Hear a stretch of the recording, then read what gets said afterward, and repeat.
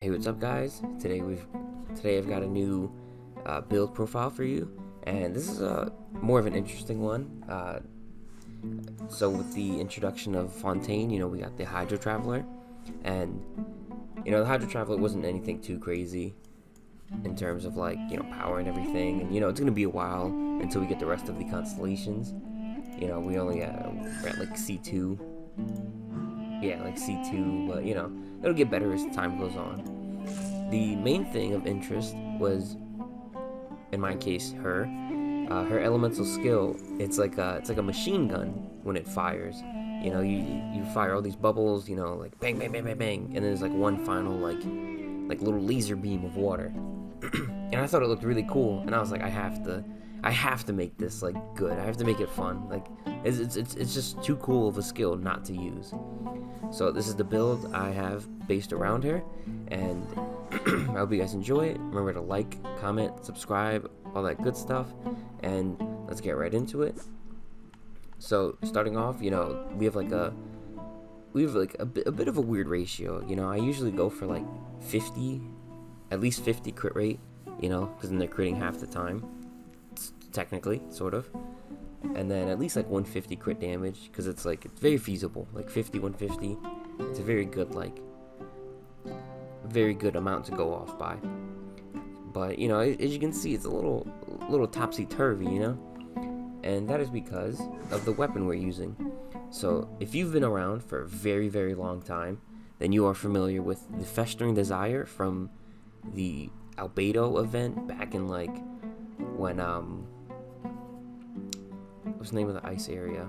Dragonspine. Back when Dragonspine was revealed and playable, and then we had the event, and we got the Festering Desire, and it has energy recharge, which is a little strange. It's a little all over the place as a weapon, but the it's nice. You get to spam your ult every now and then, throw it out there. But the main thing is that, obviously, I finished the event and got it refinement 5, is that it increases elemental skill damage by 32% and increases elemental skill crit rate by 12%. Now, I'm not too concerned about her normal attacks or her burst is crit rate. It's whatever. It's, just kind of throw it out there. It's not really what we're focusing on. But all the stuff that buffs the crit rate, this is a very fun weapon, and I've been thinking about who to use it on, and the planets aligned and the heavens foretold of this event, and so or this traveler, and it just all worked out. So I finally got to use this weapon. I've had it at 90 refinement 5 for 3 years, and now it's found its home. For the artifacts, I went with 2-piece elemental skill, which is I think it's the Merchase or whatever, or golden trope. So 2-piece increases skill damage percent, and then I went for 2-piece Hydro, because everything, her skill and her burst is Hydro, so I was might as well. So these are the rolls I got, and it's some of them pretty decent. This one could have been better. This one could have been a lot better, but because this is an off piece, I always have the chance to change it and try and get something better. And this one was pretty solid. Pretty happy about this. And I should mention, if you're a newer player or something, the Festering Desire, it's never coming back. Tough shit.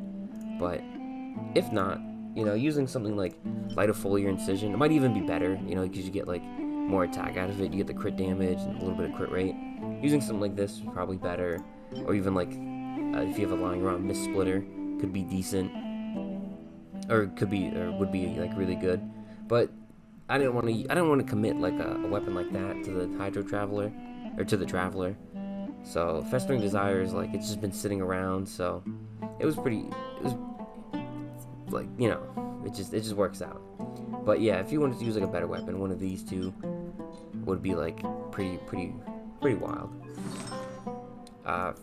For artifact sets, it's a little hard to say. I originally went with 4-piece of the what's it called? This one, the Vorukshus Glow, and the damage wasn't really there.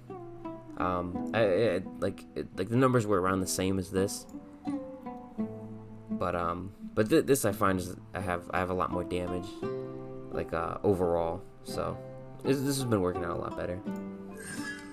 Constellation 2, you know, this is just gonna go up in time as I get like as I get all the story missions and whatnot, and all the hydrocalysts, and get all the constellations from the statue.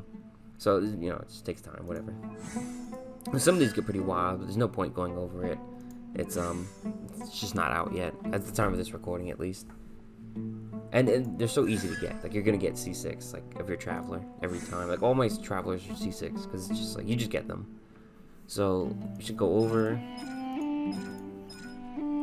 So, you know, first one, normal attack, pretty basic stuff. And then the skill gets these numbers.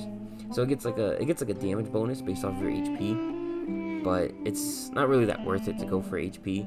That's why the Varukshas glow didn't really like work out that well, because it's just a small amount. It's like you gotta have a crazy amount of HP, and at that point it's like not even worth it.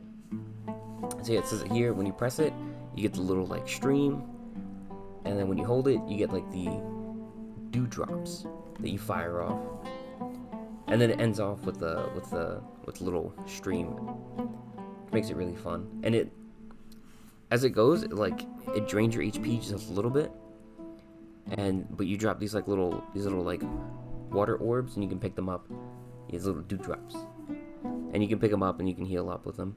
This is really cool, really fun little things you can do with the little dewdrops, picking them up. And you can even like drop them for like other characters and heal with them. A little tactical advantage. Her burst is like, it does like nothing. It's like whatever. What I do like about it though is that if you've played Dark Souls 2, it's exactly like Soul Vortex, exactly like it. So I fell in love with it as soon as I saw it. I was like, man, I used to, you throw out the Soul Vortex and they start dodging around. You hit them with the Soul Spear Barrage, and it's basically what like these two remind me of. So it reminds me of like Dark Souls 2 back in the day. PvP, switching up spells to like trip people out.